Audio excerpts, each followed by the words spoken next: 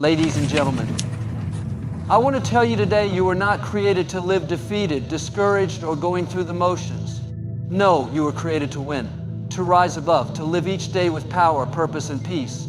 But here's the truth, victory doesn't start in your circumstances, it starts in your mind. The battles we face every day, doubt, fear, anxiety, they're not just out there, they're in here. But the good news is you don't have to be a prisoner of negative thinking. You have the power to train your mind, to take back control, and to speak life where there's been defeat. I believe, and I'm declaring it over you today, if you'll change your thinking, you'll change your world. When you train your mind to believe, to expect favor, to see opportunity, even in opposition, you won't just survive the day, you'll win it. So get ready. Today is not just another talk, it's a shift. A shift in your mindset, a shift in your momentum, a shift in your destiny. Let's talk about how to train your mind to win every day. Your thoughts are powerful. They're not just passing ideas or background noise in your mind, they're shaping your destiny. Every thought you allow to take root is like a seed planted in the soil of your heart.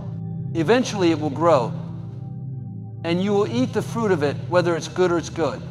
That's why it's so important to pay attention to what you're thinking about.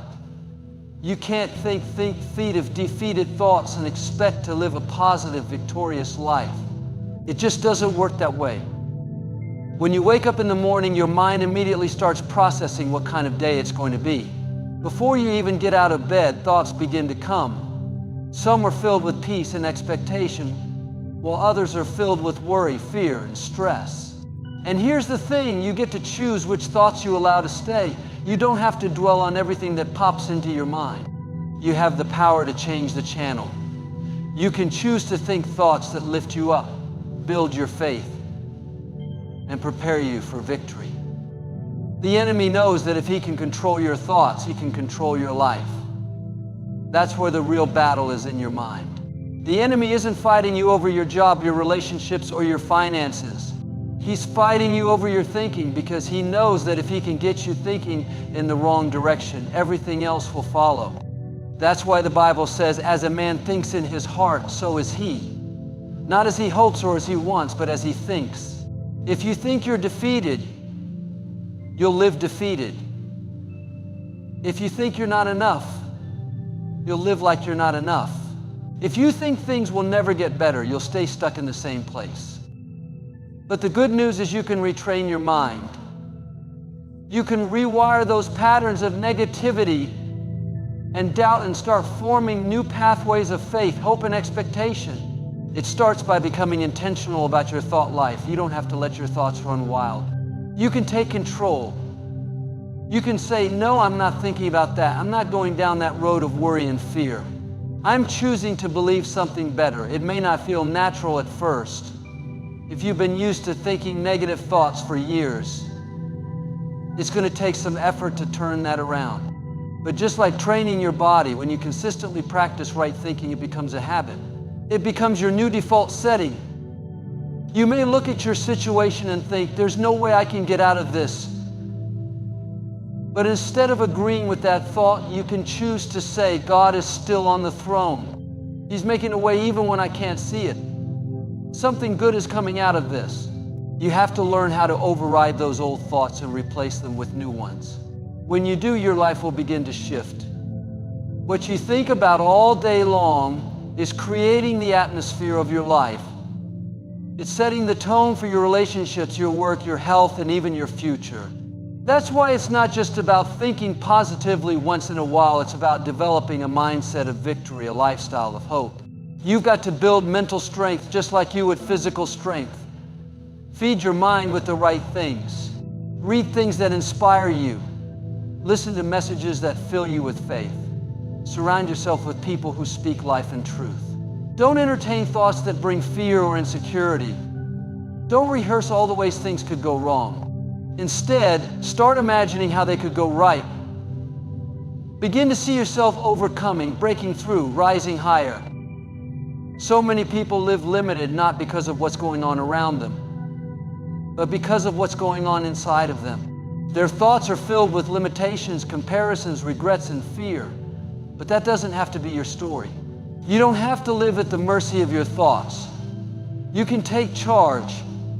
You can renew your mind daily and create a new narrative, one that leads you toward purpose, fulfillment, and success.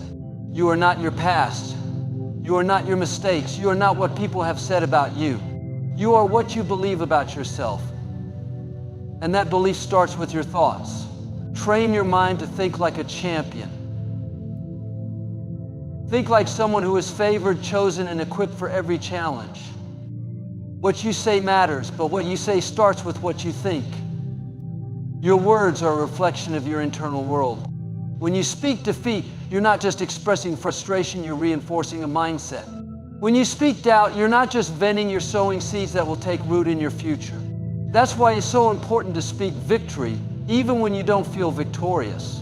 Even when everything around you says it's not going to happen, you have to make a decision to speak faith, to speak hope, and to speak life. You may not realize it, but your words are setting the direction of your life. Like a rudder on a ship, they're guiding you toward a destination. If you constantly say, "I'll never get ahead," don't be surprised if you stay stuck. If you keep saying, "This is just my luck," or "nothing good ever happens to me," then your words are paving a path toward limitation and frustration.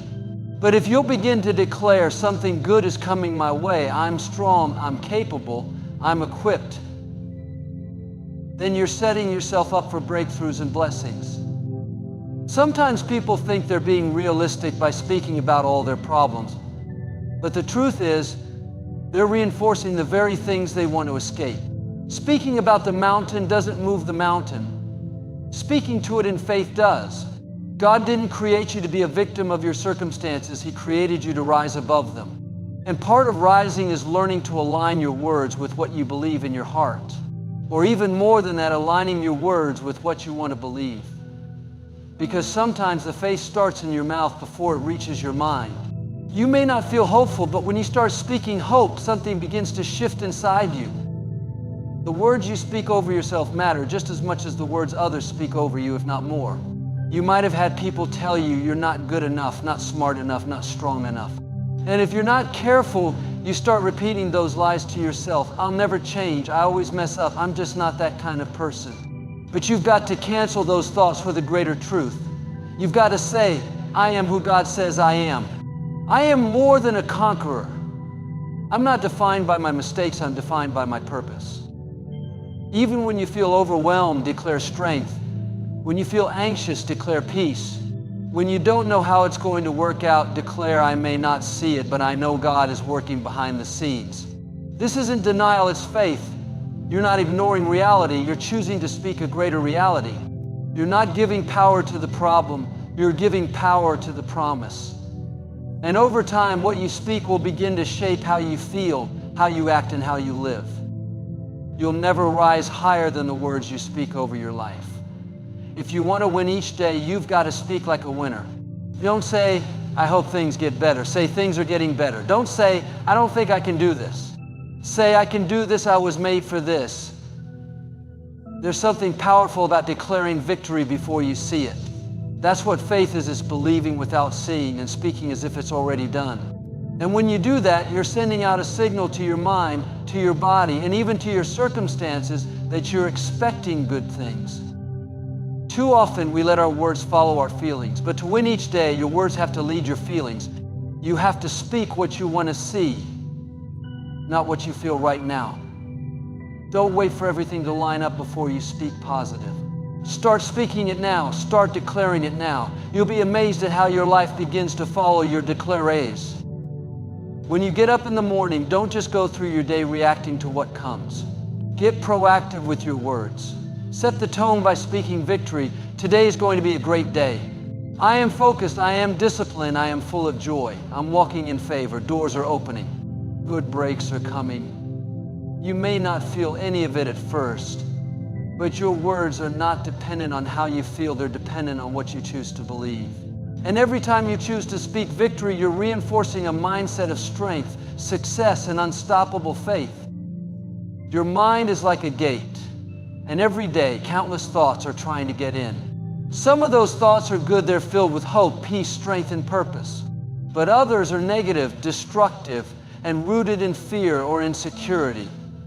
You can't stop the thoughts from coming, but you can decide which ones will allow through the gate. You are the gatekeeper. You get to choose what stays and what gets dismissed. If you're going to train your mind to win every day, you have to become intentional about guarding that gate. Every thought that enters your mind has the potential to influence your mood, your decisions, your confidence, and even your destiny. That's why it's so important to recognize that not every thought deserves your attention. Some thoughts need to be rejected the moment they arrive. If a thought tells you you're not good enough, you don't have to entertain it. You don't have to let it take root. Just because the thought showed up doesn't mean it's true. You can say, no, I'm not accepting that. That's not who I am. That's not what I believe. Too often we let our minds become dumping grounds for any and every idea that pops up. We wouldn't let someone walk into our home and start throwing trash all over the living room, but we let destructive thoughts enter our mind and stay there unchecked. Those thoughts begin to clutter our thinking, steal our joy, and cloud our vision. But you can make a new decision. You can decide that your mind is sacred space. It's not a landfill for doubt, fear, comparison, or regret. It's a place where peace, vision, and faith are nurtured.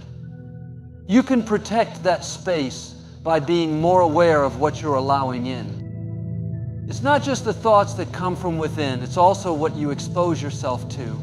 What are you listening to? What are you watching? Who are you spending time with? The things you consume will either build you up or break you down. If you're constantly feeding on negativity, bad news, gossip, toxic conversations, it's going to affect your thinking. You may not notice it right away, but over time it begins to wear you down. It starts influencing how you see yourself, how you see others, and how you view your future. Guarding your mind doesn't mean living in denial or pretending that problems don't exist. It means being selective. It means choosing what to focus on and what to let go. Not every problem deserves your full attention. Not every voice needs to be listened to. Some things you just have to block out. You can't control everything that happens around you, but you can control what you meditate on. And what you meditate on grows. If you constantly dwell on what's wrong, what's missing, or what could go wrong, you'll stay stuck in a cycle of defeat. But if you choose to focus on what's right, what's possible, and what God is doing in your life, you'll create a cycle of victory. There are going to be days when the wrong thoughts come rushing in stronger than usual. Maybe you wake up feeling anxious. Maybe someone said something that got under your skin. Maybe you made a mistake and your mind wants to replay it over and over again. That's when you have to be extra alert. That's when you have to say, I'm not letting this in today. I'm not giving this thought room to grow. You take that thought captive and replace it with truth. You speak something better. You remind yourself of who you are, of how far you've come, and of the bigger picture. Being the gatekeeper of your mind is not a one-time decision, it's a daily practice. Just like you wouldn't leave your front door wide open to anything that walks by, you shouldn't leave your mind wide open to every thought that wants your attention. Protecting your mind is part of honoring your purpose. It's part of staying focused on where you're going. When your thoughts are clear, your vision becomes sharper. When your mind is at peace, your energy rises. You think better, decide better, and live better. The more consistent you are with guarding your mind, the more natural it becomes. You start catching negative thoughts before they spiral. You begin recognizing patterns and breaking them early. You stay grounded even when life gets chaotic. You begin to trust your own filter. You know what builds you up and what tears you down. You begin to develop a mindset that isn't easily shaken. That's how you win not just once, but day after day, by being watchful, being wise, and being selective with what you let into the most powerful space you have, your mind. Faith and doubt both want your attention, but only one can dominate your mind at a time. Every day, you have the opportunity to choose which one you're going to feed. If you constantly feed your doubts, if you replay every reason something won't work, every past failure, every worst-case scenario, you're going to strengthen those doubts until they start controlling your outlook.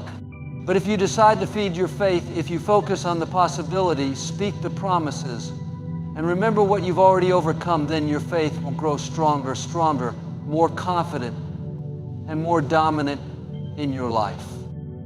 Faith doesn't mean you don't see the challenges. It chooses to believe in something greater than the challenge. It means you focus on what can happen instead of being consumed by what might go wrong. Feeding your faith is a decision you make on purpose. It's not automatic, it requires intention. You don't just wake up full of faith, you wake up with a choice to make. You can either dwell on the doubts that want to drag you down, or you can fuel the belief that lifts you up. Your mind will naturally drift toward fear if you don't direct it toward faith.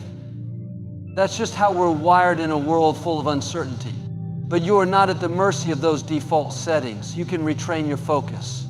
You can wake up each morning and say, I'm not going to feed fear today. I'm not going to give energy to my worries. I'm going to feed my faith. I'm going to meditate on truth. I'm going to speak life. The more you do this, the more natural it becomes, and the weaker your doubts get. Faith grows through repetition, just like a muscle. The more you use it, the stronger it becomes. When you practice believing, when you step out in faith, even in small ways, you reinforce a mindset that expects good things. You begin to trust that things are working out for you, even when you don't see all the pieces. That doesn't mean you ignore problems, but it means you refuse to give them more power than they deserve. Feeding your faith is not about pretending. It's about prioritizing. It's about deciding that your belief in possibility is more important than your fear of failure. It's easy to feed doubt. All it takes is passively letting your thoughts run wild. All it takes is spending time with the wrong people who talk about what can't be done, who rehearse everything wrong with the world, who pour cold water on every dream. If you're not careful, you'll adopt their mindset without even realizing it. That's why you have to protect your environment. You have to surround yourself with people who speak faith, who lift your perspective, who remind you of what's possible. Your circle matters. What you listen to matters. What you read matters. These are the voices that feed your internal world, and they either strengthen your belief or stir up more doubt. Feeding your faith also means remembering. Remember the times you made it through when you thought you wouldn't. Remember the open doors, the unexpected blessings, the way things worked out even when the odds were against you. Faith isn't just about hoping for the future, it's about recognizing the pattern of grace in your past. When you reflect on where you've been and how far you've come, you start to realize you're not walking through life alone. You've been carried through more than once, and that same favor is still working on your behalf. Sometimes your doubts will scream loud. They'll come in with urgency and logic, telling you it's too late. You're not qualified, you'll never make it. That's when you have to speak louder than your fear, not with panic, but with purpose. Declare the truth out loud. Say, I'm strong enough for this. I'm not going backward. I'm growing, I'm moving forward. What's meant for me will find me. Your voice is a weapon. Use it to feed the part of you that believes, the part of you that still hopes, the part of you that refuses to give up. There will always be reasons to doubt. The world will always give you facts, reports, and opinions that say it's impossible. But faith isn't built on what the world says. It's built on what you decide to believe. You don't need everything to line up before you feed your faith. In fact, it's most important to feed it when things don't make sense. That's when faith grows deepest. That's when it becomes unshakable. Every day you're either strengthening your belief or surrendering to fear. The choice is yours. Feed your faith and your mind will follow. Feed your faith and your life will begin to reflect the power of that decision. So many people go through life never truly seeing themselves the way they were created to be. They look in the mirror and only see the flaws, the mistakes, the labels others have placed on them. They walk around carrying insecurity, doubt, and fear because they've allowed other people's opinions or past experiences to define who they are. But the truth is, you were never meant to be defined by your failures or by the things that just don't work out. You were created with purpose, with strength, and with greatness on the inside of you. You have to learn to see yourself the way God sees you.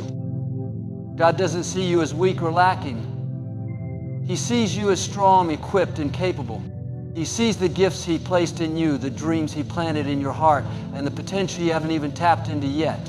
He doesn't focus on your mistakes. He looks at your purpose. He doesn't see your past. He sees your future. When you begin to align your vision of yourself with how God sees you, everything starts to change. You stop talking yourself out of opportunities. You stop settling for less than you deserve. You stop believing that you're not enough. Too often we let our self-image be shaped by comparison. We scroll through social media and see what everyone else is doing, what they have, how far along they seem to be, and we start to shrink back. We think we're behind. We think we're not qualified. But the truth is, comparison blinds us to our own uniqueness. It makes us forget that we were never meant to run someone else's race. Your journey is yours for a reason. Your story, your challenges, your growth, all of it is shaping you into who you're meant to become. You don't need to be like anyone else. You just need to become more of who God created you to be. When you see yourself through the lens of grace, not guilt, you begin to walk with confidence. You stop carrying shame from things you can't change. You stop replaying the same old scenes of failure and regret. You start believing that you're worthy of good things. You start showing up in life with boldness because you know you're not walking alone. You've got divine backing. You've got favor that goes before you. You've got gifts that are uniquely yours. That's not arrogance, that's alignment with truth. Sometimes we need to remind ourselves of who we really are. Not what people have said, not what circumstances have tried to tell us, but what's actually true. You are loved, you are chosen, you are valuable, you are enough. You are not your mistakes. You are not your struggles. You are not what others couldn't see in you. You are a masterpiece, created for impact, created for more. When you start to truly believe that, you stop living small. You stop hiding behind fear. You stop waiting for someone else to validate you. Your words have power, especially when they're directed at yourself. What you say about yourself matters. If all day long you're saying, I'm just not good at this or I'll never get it right, you're reinforcing a negative image that keeps you stuck. But when you start speaking truth over yourself, even if it feels awkward at first, it begins to shift how you see and carry yourself. Saying things like, I'm growing every day, or I'm capable of handling this, or I bring value wherever I go, begins to renew your mind. It's not about pretending. It's about choosing to see yourself through the eyes of faith instead of fear. There will be moments when your confidence gets shaken. Maybe something doesn't go the way you hoped. Maybe someone says something that triggers old insecurities. That's when it's most important to come back to the truth. That's when you look in the mirror and remind yourself that your value hasn't changed just because your circumstances did. You're still enough. You're still called. You're still on a path that's going somewhere meaningful. Don't let temporary setbacks define your permanent identity. You're more than what happened. You're more than how you feel. You're more than the opinion of someone who couldn't see your worth. Learning to see yourself the way God sees you takes practice. It takes being intentional every single day to reject the lies and embrace the truth. It means choosing not to speak poorly about yourself, not to beat yourself up, not to shrink back when opportunity knocks. You have to hold your head high, not because of ego, but because of identity. Because you know who you are and whose you are.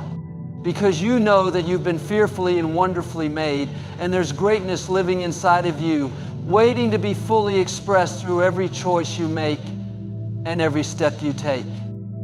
One of the most powerful habits you can develop to win every day is to start your morning with intentional focus. The way you begin your day often sets the tone for everything that follows. If you wake up and immediately check your phone, rush through your routine, and let the day come at you without any preparation, it's easy to feel overwhelmed, scattered, and reactive. But if you take control of the first few minutes of your day, if you begin with purpose, gratitude, and vision, you train your mind to stay centered, strong, and clear no matter what comes your way. Mornings are not just about getting up, they're about getting ready. And not just physically, but mentally and spiritually. You don't just prepare for the day by putting on clothes or eating breakfast. You prepare by feeding your mind what it needs most: focus, truth, and direction. Before the distractions begin, before the pressures start to build, There's a window of time where you can align your thoughts with your goals, your values, and your purpose. It's in this space that you build mental momentum. You don't need hours to make a difference. Even 10 to 15 minutes of focused time in the morning can change the way you show up in your day. Start by being still. Before the noise of the world tries to flood your mind, take a moment to breathe, to center yourself, and to connect with something bigger than you. Reflect on your blessings. Think about 3 things you're grateful for. Gratitude rewires your brain. It shifts your attention away from what's missing and focuses it on what's present and possible. It lifts your energy and opens your heart. After gratitude, speak your intentions out loud. Use your voice to guide your day. You don't wait to see how you feel. Decide in advance how you want to show up. Say things like, today I choose to walk in peace. Today I focus on what matters. Or today I will give my best and trust. When you declare your direction, you give your mind a framework to operate in. You're not letting the day happen to you. You're happening to the day. That's the difference between surviving the day and owning it. Visualization is another tool that can supercharge your mornings. Take a few moments to see yourself succeeding. Picture yourself moving through the day with confidence and calm. See yourself handling difficult conversations with grace, meeting challenges with strength, and accomplishing your tasks with excellence. Visualization activates the same parts of the brain that actual experience does. It prepares your body and your emotions for the path you want to walk. It trains your mind to expect success rather than stress. What you feed your mind in the morning matters just as much as what you feed your body. Be intentional about what you listen to and read. Instead of opening your news app or scrolling through social media, start your day with something that builds you up. Listen to a podcast that inspires you. Read a few pages of a book that speaks life into you. Play music that lifts your spirit. Protect that sacred space before the demands of the day start shouting at you. That's your time to fortify yourself from the inside out. Establishing a consistent morning routine isn't about adding more pressure, it's about giving yourself more power. When you start your day with intention, you walk through the rest of the day with greater clarity. You don't react to every problem, you respond with wisdom. You don't get thrown off by every interruption, you stay anchored. It's like building a foundation before the storm hits. When your foundation is strong, the storm doesn't shake you the same way. Life is unpredictable. You can't control every twist and turn, but you can control how you begin. And when you begin from a place of strength, when your mind is trained to focus on what you can control, you position yourself to handle whatever comes with confidence. Morning routines aren't about perfection. Some days will feel better than others. But consistency is what matters. Showing up for yourself each morning sends a message to your mind that you're worth the time, that your life deserves direction, and that you're not leaving your day to chance. Winning the day starts with winning the morning. And winning the morning isn't about doing everything right. It's about doing a few key things with intention. It's about choosing to rise rather than rush, choosing to focus rather than react. Choosing to build your mindset before the world has a chance to tear it down. When you give your mornings purpose, your days begin to reflect that power. You carry a different energy. You speak from a place of strength. You lead with calm and clarity. You move forward with intention, focus, and faith.